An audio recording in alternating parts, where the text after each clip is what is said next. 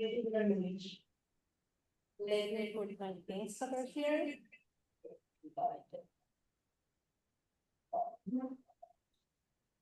All right, I think we need to leave one off. Yes. Hmm? Okay, well, good afternoon, everyone. Good afternoon. Thank you. First, I want to begin by thanking you for being here today and for your kind invitation to share these reflections with you. Let me start by telling you who I am and why I'm here.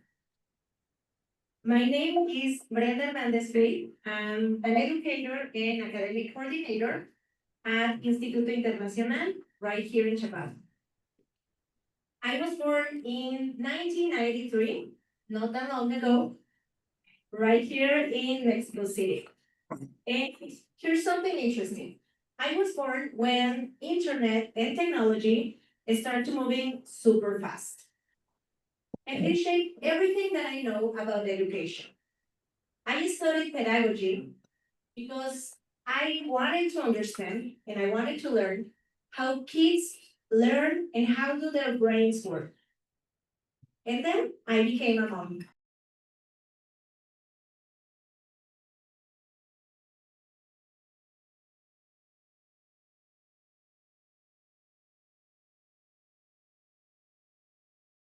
And work, and how could I help him succeed in this fast-moving world?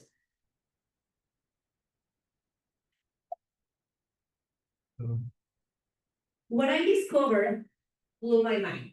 Every single thing we do as parents and teachers matters.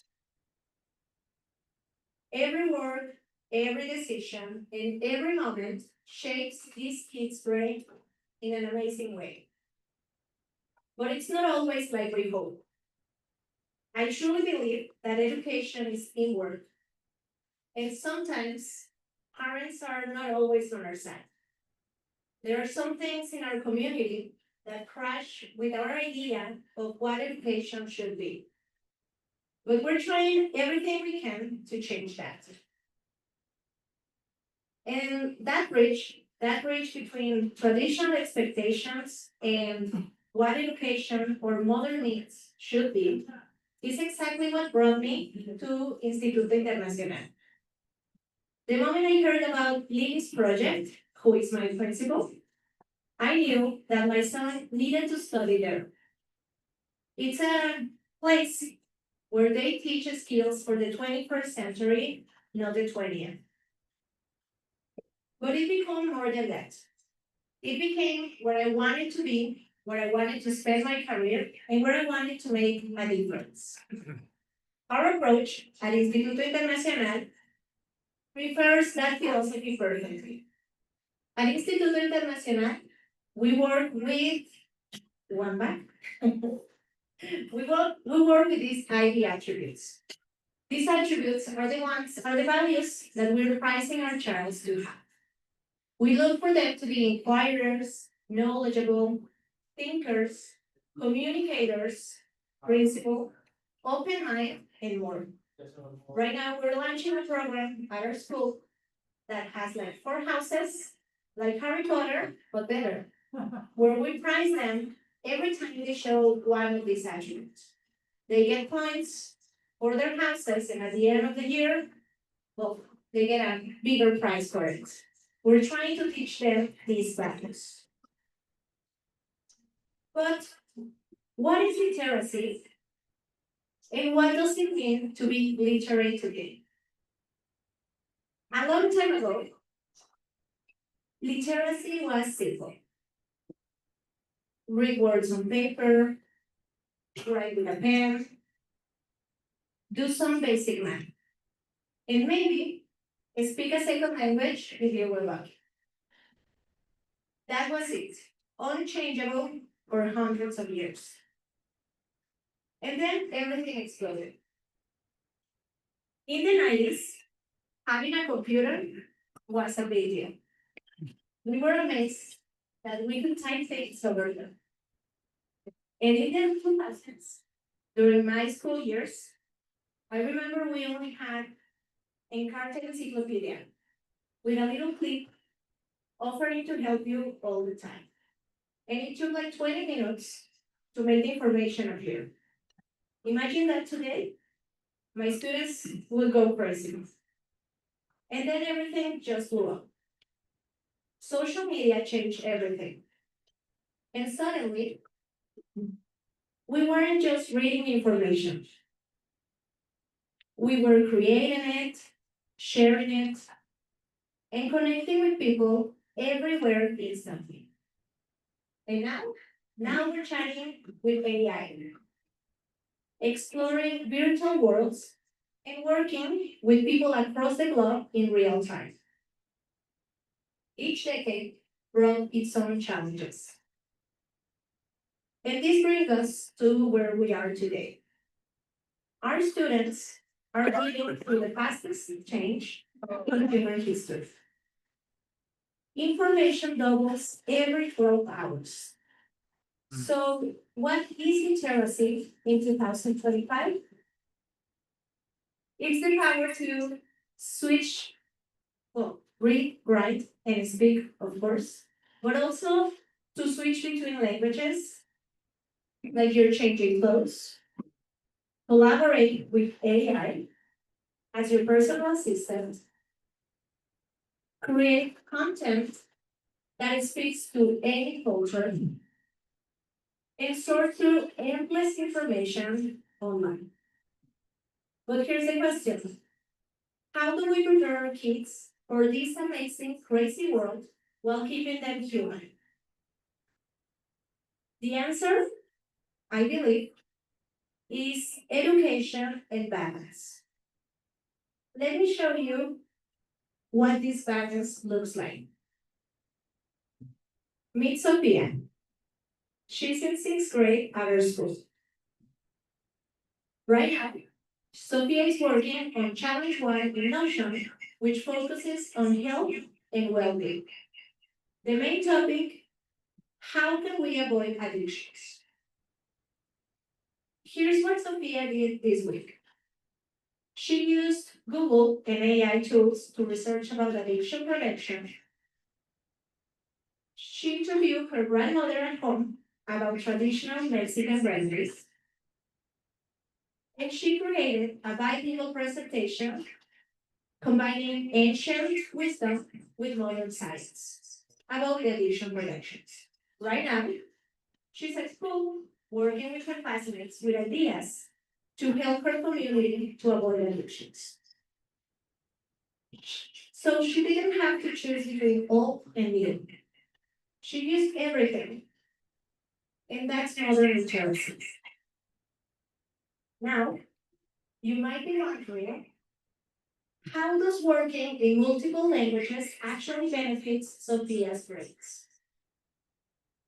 And the science behind this is absolutely fascinating.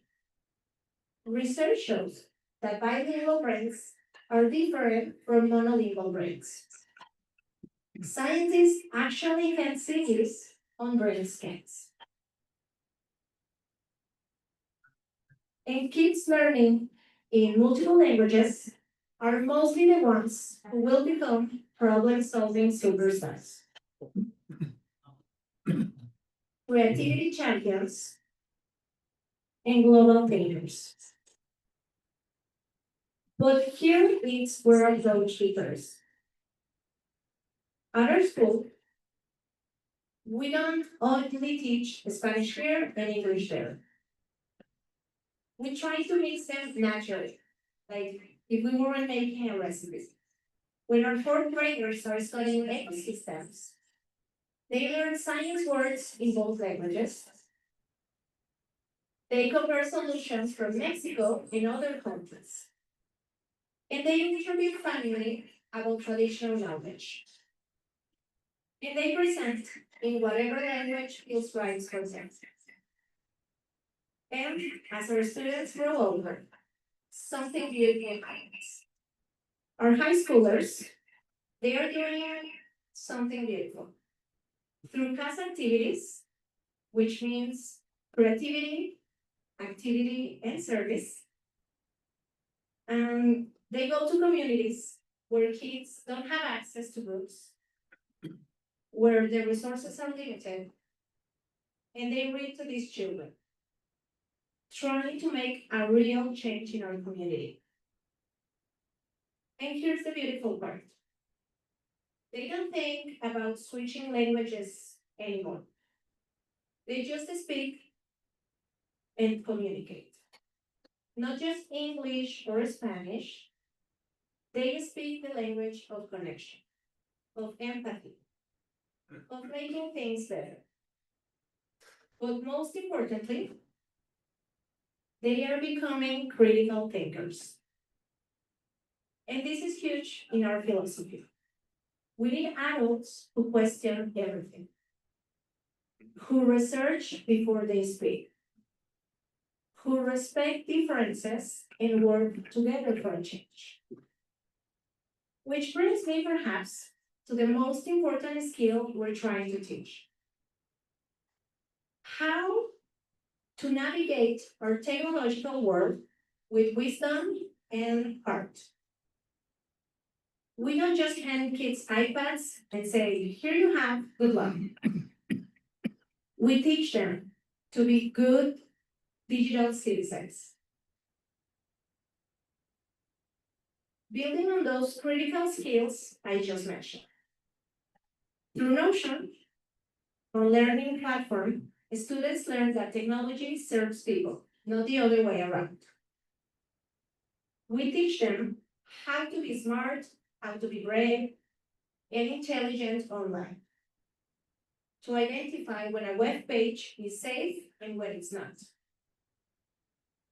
We structure this learning developmental because each age needs different digital wisdom.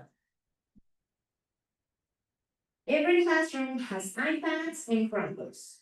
But remember, technology works for us, not against us.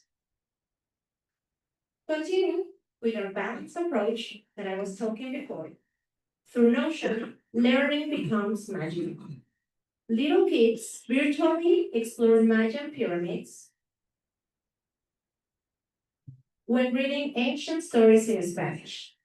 Our middle schoolers are doing impossible chemical experiments safely on their iPads, but they are also painting with real brushes and telling stories face to face, playing real instruments, always balanced and always human connection.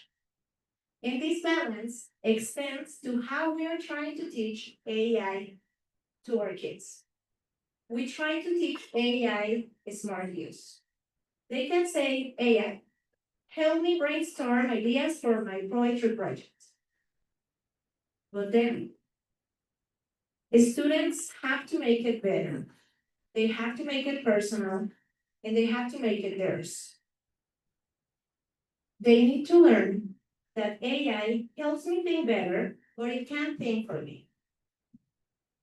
Human creativity gets stronger, not weaker.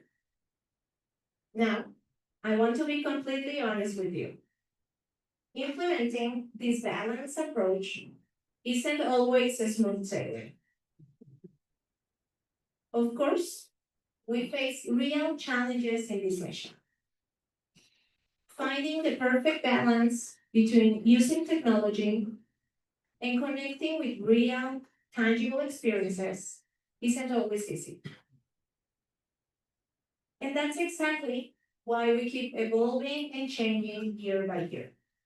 For example, we noticed that our students needed more physical activity. This year, we made a decision to add more hours to our sports classes. Students need that physical activity, that real world movement, that break from screens where they can connect with their bodies and each other. We've also had to become more intentional about teaching students when to use each tool. When we implemented specific strategies inside of the classrooms, so they knew how to recognize when it's time to work online on their iPads and when it's time to open their notebooks. We want them to learn that technology works for us, not against us. This awareness, knowing when to use which tool, is perhaps one of the most important skills we can teach them. Despite these ongoing challenges, I remain optimistic. I know we have many challenges still to achieve, but I believe that the key lies in the values we're trying to teach them. And not only in our school. It's our job as teachers everywhere to teach them these abilities. Even though sometimes the students change schools, every lesson about balance, every moment we teach them to think critically, and every time we show them how to use technology wisely, will become part of who they are. Wherever their journey takes them, and this impact extends far beyond individual students. It's about the kind of world we're creating together. Our students aren't just learning subjects. They are becoming the kind of people our world desperately needs. Think about the global challenges our students will have to face.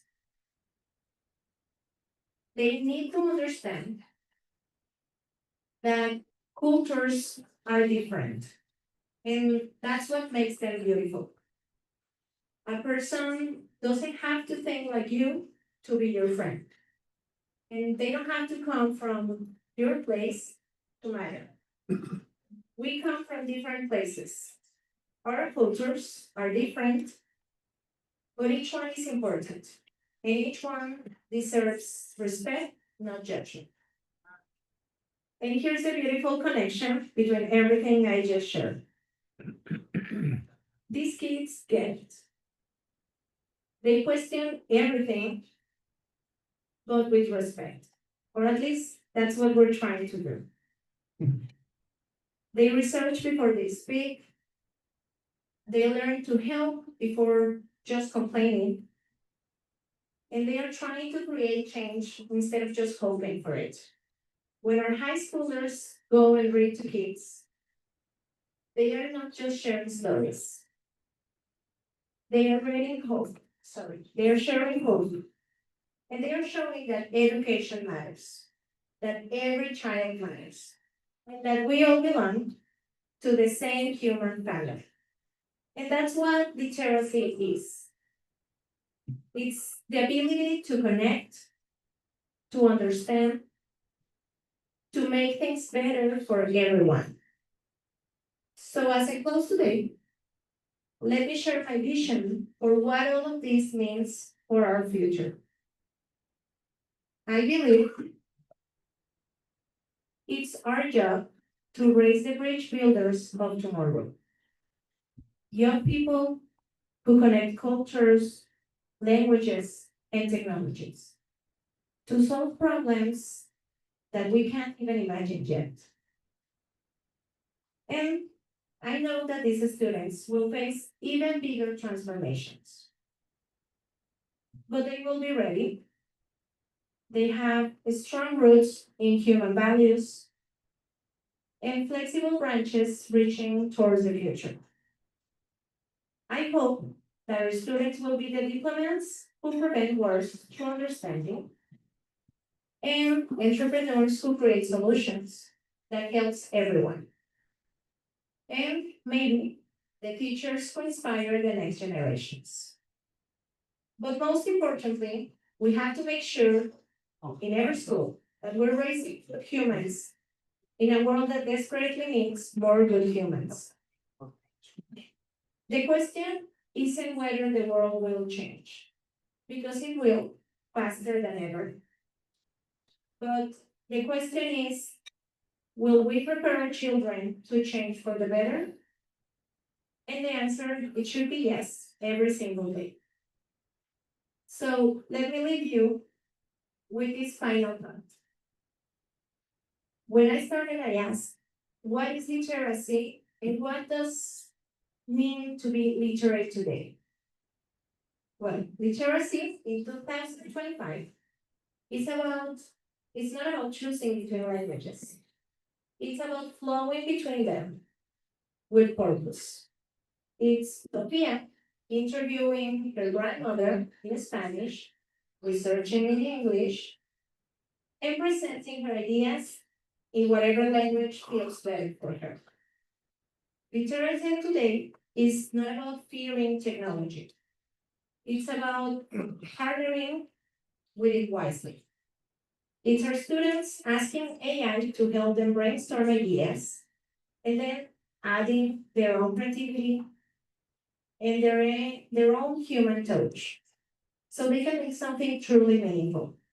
But most importantly, literacy in our modern world is not about consuming information. It should be about creating positive change. It's our high schoolers reading to children. It's our middle schoolers solving real problems in our communities. And it's every single student learning that knowledge without action, it's just decoration. And that's how I think we as teachers should be preparing our kids for the future. So we can create a better one. Thank you.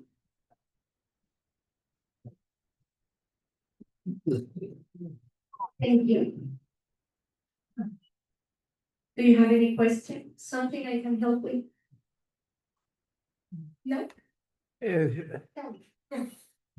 the graduation diploma at International Institute still the International Baccalaureate Yes. grade? Yes, our high schoolers have that program. Uh-huh. I'm a former teacher myself, retired for about 20 years now. And we had that in my system also. And it's something to brag about. Yes. Yeah. Thank you. Uh-huh. If you wouldn't mind, could you share a little bit about the school you work for? Yes, of course. I work in Instituto Internacional. This is a project that Lily started 15 years ago. Actually, this is our 15th year. We're having a quinceañera. You're all invited. And well, she started only as high school with the International Baccalaureate, where our students learn the IB profile. They are prepared. They are being prepared to go through college. So that's the actual goal, to prepare our students to be ready for college. And 5 years ago, Lily decided that she wanted to open elementary school because she noticed that when our students were getting to middle school, they needed to reinforce some knowledge. So we started elementary 5 years ago. I'm actually the academic coordinator in that area. And in elementary and middle school, we are working with a program that is a Mexican one. It comes from Morelia, and it's called Notion. So it's like an ecosystem of knowledge. We can get all the activities we work and all the program. It's everything, it's on an iPad. So our students works with iPads in elementary middle school, and in high school, they only have the activity program. Well, I think that's like most of it, right? I can't keep talking, but it's gonna be too long. Tell me. Oh, that's the apartment. I very much appreciate what you're doing. It's amazing. Shared kitchen. And I noticed the ease with Just which one you room move, then? communicate, That's your bedroom. and the freedom that you have. And Another innovation room on there your Spanish also. That's And right. That would be I'm yours. just thrilled that you're doing this with the children. So I want to say bravo. I'm so happy that you. He told me the price now is 3,500. Is that within your price range? No? That's great. Thank you, thank you. Thank you. All right. Well, 3,000? let me get that address, so. Look and see. Next time, bring Matt with you and bring Lily. We'd love to see her. Matt is not with us anymore. Oh, it's happened lately, isn't it? No, it just went like 1 month ago. He left 1 month ago. 4 months ago? He left 1 month ago. 1 month, Yeah, he and Dr. Santi and I all belong to another organization together, yeah. Uh-huh.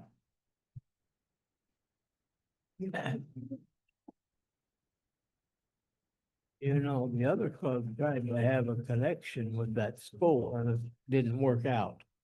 We ought to explore. We used to have our interact club with them. Uh-huh. Well, what do they call it? Rotary Act? or something? Interact. And actually quite enlightening, not just for the students, but for all of us as to how we need to learn to interact in this new world of literacy and technology. Thank you.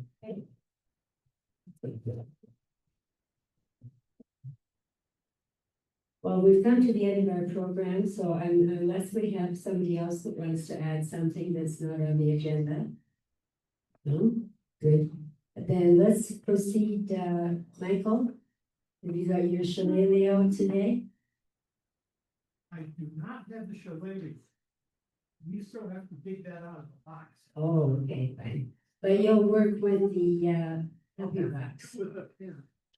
There's the Might address. even the story. Oh, thank you. Very clean. Thank you all for attending today. I appreciate it very much. I'm sure all of you do. This has been a wonderful program. It's easy to do platitudes, but we have to, the future of Mexico and indeed the world depends on young people getting tools that they need to cope and excel. It's just, it's not enough to show stuff on the board. They have to teach them, they have to practice, they have to learn and apply. Without those pieces, it's kind of a waste of time and a waste of a life, which is something we don't like to do. Okay. That is my introduction. We are going to be dealing today right now with what are called happy bucks. Happy bucks or happy pesos are something that Rotary International has put up with for a long time, up with which Rotary has put up. And the idea is that if you have something that you're happy about, generally in excess of 20 pesos is requested. If you wish to give more, certainly feel free. Anybody want to kick this off? Okay. I'll try not to trip on the wires.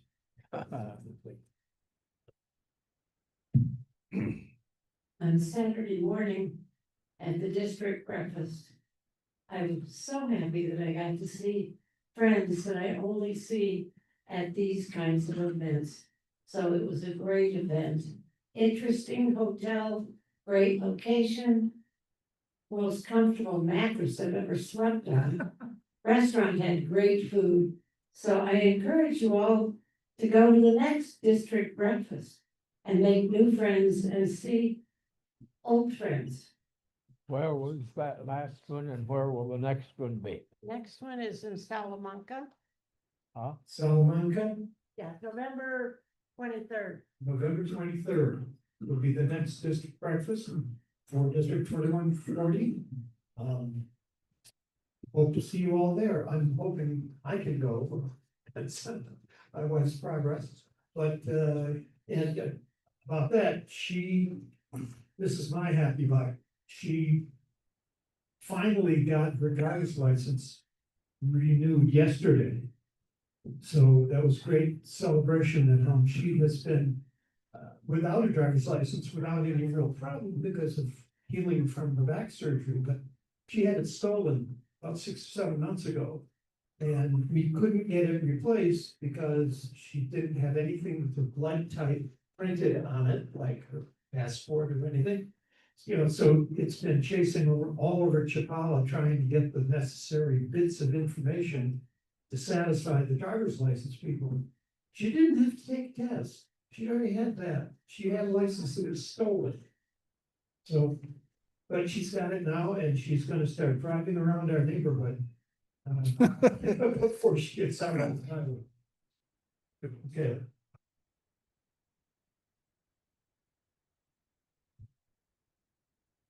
Well, I am so thankful because after struggling financially at our boys' home, we had a fundraiser last Sunday and we did pretty well. We are so thankful for that because now we have money to pay bills. That's important.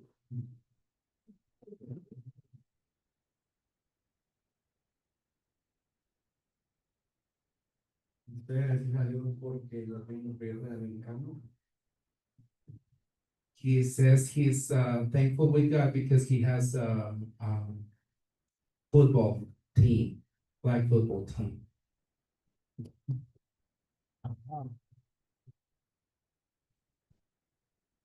You know, I, We can give it to you for 3,000 pesos. we all need to know when something like that is. I know where coming that up, one so possible we is, right can Make plans to I'm telling attend. you. Yeah. If you can attend, Check it out. make a donation Yeah. anyway. Maybe Thursday I'll go. This is an important thing. You want We have to live for children you. who need help. Thank you. So Yeah, okay. you gotta take advantage of it. Mike. Yeah. Say my bit, okay. I just think, this is just when I first came here, our first meetings were sparsely attended. It was a nice way to say, there weren't that many people. There's a lot more people now. And I think we're moving in the right direction, so I think that's a happy moment. Thank you. Oh, good point. You're so right.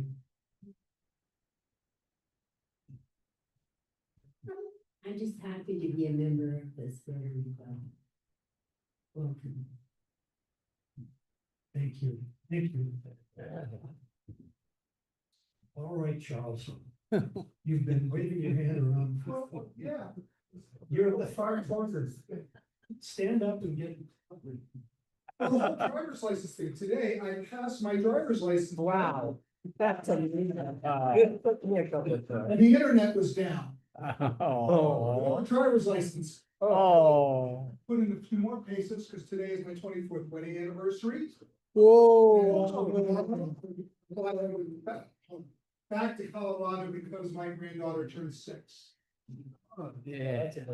Well, we hope you're returned safely. Yes, okay. Wear your parachute, just in case. Okay. Anyone else? Debbie. Oh, I think I know what's coming. No. I've never known this man to do something just embarrass me. Yeah. Bros. I'm here today to convey something very not serious, but very important. I like to be happy, and I can be happy because I'm human and I've got an inside heart, and it comes with birth, and it's an ocean of love, and we all can place attention here and give the love to everyone and everything, and don't discriminate. You just like the love sun all the time, and it is freedom. Joy, happiness. There we go. That was Someone needs to take down those lyrics, publish them as a journal at some point. Yes, yes, okay. Janet.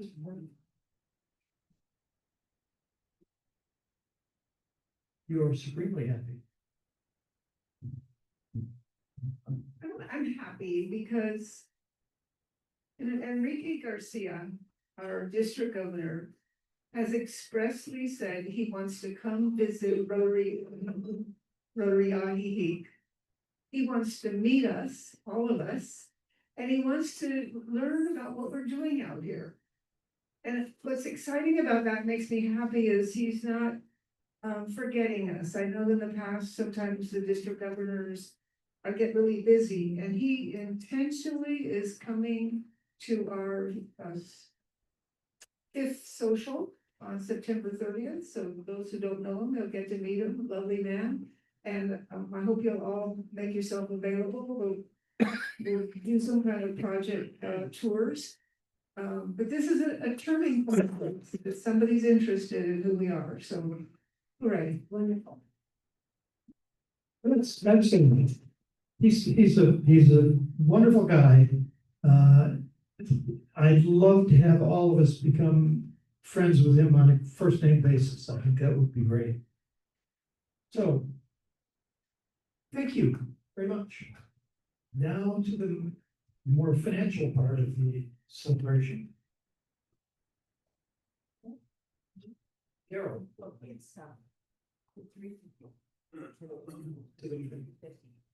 Okay, we have this fun little thing called 50-50. Okay. And the idea here is that when you pay your dues to get into the meeting, you have the option of adding another 100 pesos to buy 3 tickets. One of those tickets will be drawn in a moment, and that person will be the winner of 350 pesos, because that's half, 50% of the money paid in for the tickets, hence 50-50. I'd like to ask our speaker to reach in and draw out one of the tickets. One, only one. Good job. I've seen people fall on their face trying to do that. Okay, the final 3 numbers here, and this is kind of portent. These are all powers of 2. 8, 4, 2. Our president. Awesome. You have the option of returning the money to the club if you so wish. You will do that, okay. To the operating fund, good. Heaven knows we can use it. Thank you very much. Back to the president. Thank you, Mike.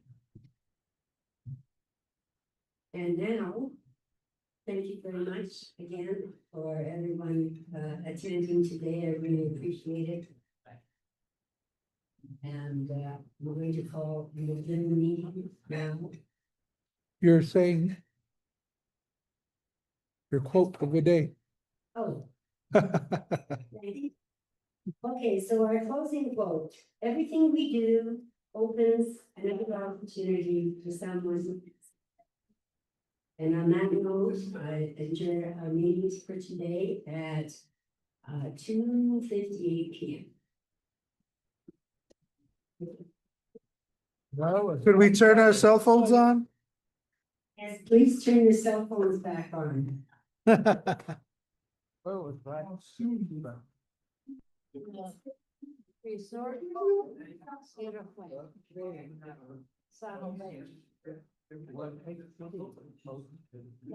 Awesome program. Good tight meeting today. Yes. Good. Then, what would